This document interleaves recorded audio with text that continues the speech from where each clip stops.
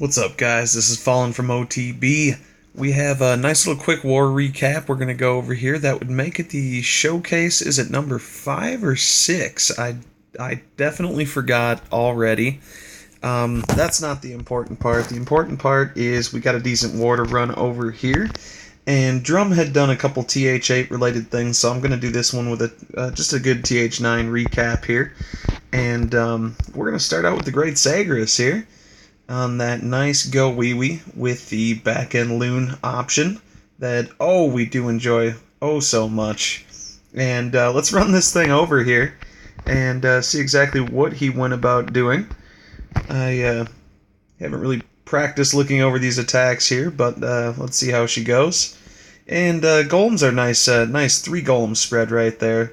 Love it for a base like this because it covers, each just evenly across the base, so you don't have to worry about luck and things pathing to get there, later. He's going to get that jump up right away there, heading right towards the queen. He's going to rage right over that. He's going to get them skellies going over, and just in case there's any bombs or anything there. And a nice big fat lava over there up in the middle.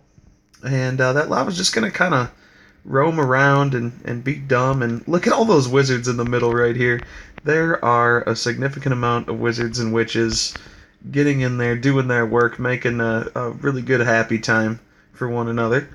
And things do start to thin out, but as we know, that king has moved forward. All those skeletons are moving around that ring, and it's definitely back-end cleanup time at this point. Very good patience right there. That's, I think what we all like to see. Don't lose your balloons if you can help it. So he's just going to ease it in nice and slowly. I'm going to lose one on the outside there as the loons are moving up together. He does have that haste spell.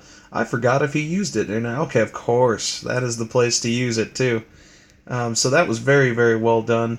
Even though there's so many things alive right now, there's no way to really, truly stop that great force that's happening.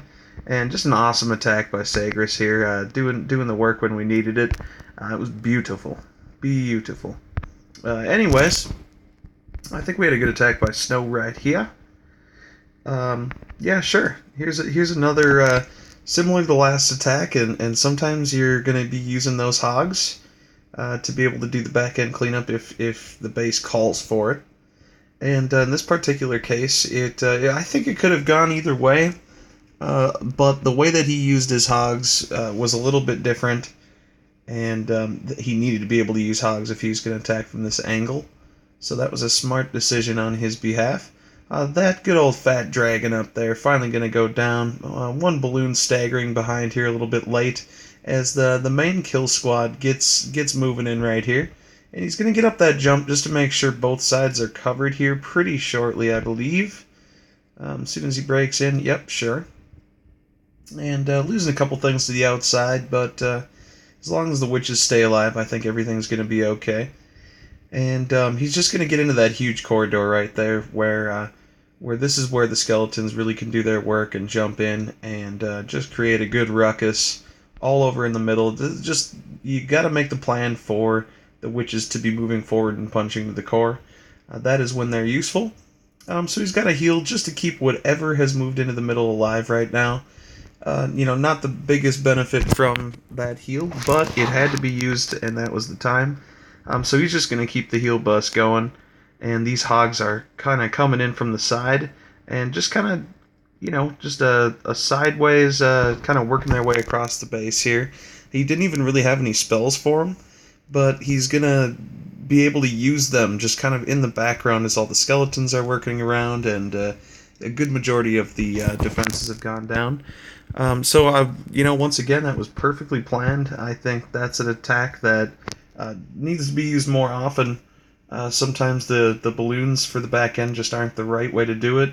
And the way that he went about it here, it was perfect. You've always got to commit more hogs to, using anywhere from like 8 to 12 balloons for the back end. What 8 to 12 loons is going to do is pretty much going to be equivalent to, 16 to 18 hogs easy. So you really have to make space for it and commit to it. Anyways, we're going to do another good hog attack right here. courtesy of Ashton, on this kind of just spread out base that is It's kind of hard to go that duration as we were talking about before. Now, pardon me if I'm wrong here, but I definitely thought those archer towers were supposed to go down, but I have seen it not go down before, so something's a little bit janky on the one-for-one trade. It's gotta be backed up with something else, or maybe one hog would have been, or just another loon would have worked there. Anyways, we're gonna take down that drag here with that fire breathing all over the place. I think we're still looking pretty healthy with the main kill squad as the golems come in here. He didn't want the golems to be tanking the dragon for so long, so I'd say a very good call on his behalf. Working it nice and slowly right here, and you can tell that this kill squad's going pretty well because things are staying alive for the most part, and or at least all the right things are. So he's just kind of creeping in here nice and slowly. He's got a really nice jump up towards that queen. He doesn't want to commit his hogs quite yet until that queen knows that something's going to be locking on and killing it. And so yeah, he's going to just drop that good rage, get everything going. Here comes the hogs here from the bottom. He did get that other loon in there to pick up that trade. And the hogs are just working their way in from bottom, which is totally fine. He's got heals for them, so that was actually a really, really well done heal right there. And they're moving to the big fat structures that hogs sometimes do have issues with, but he still has another heal that he can save for a rainy day, quite frankly. And so here he is. He's going to put it down right there. And as he's working his way across the middle, there's just so many hogs left alive. Once again, they're just going to kind of drown out everything else. And I enjoy that. There's a surgical hog method that works going around, 3/4 of the base, and then there's kind of the whole broadside, one side coming in, and they all work their way together. And he did a little mixing up there and got things exciting, but yeah, I don't know. It was meant to be pretty much like that, and I don't know what you want to call those base styles. I think Drum might call it a base invader, or what is this, an alien invader or something like that. Like old school video game action right there, fellas. Hopefully this phone won't beep again like that. I continue to forget the to mute everything, so that is my fault, guys. We're gonna do Mikey's attack here. Hey, Mikey! Alright, yeah, so this is kind of a base that there's so many different sections with it. It's frankly, it's hard to pull off doing some kind of regular comps because, I don't know, anything that has to do with pathing, that doesn't go just to defensive structures, can go around that ring so much. Things can get really ugly really quick. So he's just going to commit to this kind of full side kill squad here. Get in that golem. And the other one's busted, I believe. Anyways, we got a lava hound in there. Queen goes down. Jump goes down. Slowly, we're pounding away on this lava hound. I love this fill-in of hogs here on the left side. Even though he didn't expect a Tesla to be there, they still did some good work on that surgical method coming in here. And he's kind of working his way nice and slowly around the outside. He's got a decent amount of hogs left. And so he's just working them nice and slowly. It cuts a little close here as things are getting into the middle. It's kind of a scary moment, but he's going to work around that. He's going to get up that tactical heal.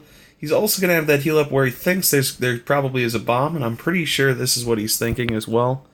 There could have been a bomb there over that heal, so he's going to make sure and avoid that. And everything else just works in nice and slowly. It seems to have the greater success when you're working things slow. There is no reason to rush your attack at all, and it's just he's just pulverizing everything as he moves along, and yeah, it looks a little slow. It kind of makes you feel like you're behind and you need to rush and get things going a little bit faster, but it doesn't because you're taking one base or one part of the base at a time and just doing it just nice and slowly, and not everything is tanking if you're moving in from just a side at a time. So you can really distribute that pretty well. Here's Seabass making his way across right here. Going to get that little CC pull while still managing to kill that archer tower. And that was perfect. Once again, another lava in the CC here. So he's just going to kind of forget about it, work it in, work it around. And this was a pretty cool attack, I think. I mean, this is one of those symmetrical bases where you're probably going to want to bring the lavas, the La Lune style. So he's going to get all the things that he needs to right here. That queen is finally going to be locking on here shortly to, there we go, king and queen both tag team that other queen to bring her down. And the pups burst out. They're yelping and they're running around like crazy fiery idiots. And anyways, he's going to get up that rage. Could have been a little bit deeper, but he wanted to hurry up the process here, keep that hound alive probably a little bit longer. And that hound is going to keep on the move right here as it absorbs any of the balloons or the anti-air mines and whatnot. So his left side is now dead. He's got to work on the right side to bring everything around here symmetrically, and it ended up working really well. He could have ran into trouble leaving a couple of those structures open, like that Expo and the potential of those Teslas doing that work, but it was overwhelming. So I think it was a really well done, planned out attack, and it needed to happen precisely like that to be successful. So really, really good job there, Bass Man. He's getting better with these attacks all the time, and I love to see it because it's good to have these attacks for I always talk about the back pocket options because you want something to happen in the background to be, or you want to be able to have something that you can hang on to just in case, and be able to use it. And that base called for it for sure. We're gonna call it here at a short one, you guys. This is gonna be our OTB showcase here officially of this war for the TH9s at least. Sorry there, 8s. We'll get you in here, of course. I promise this. Anyways, this is Fallen from OTB, signing off.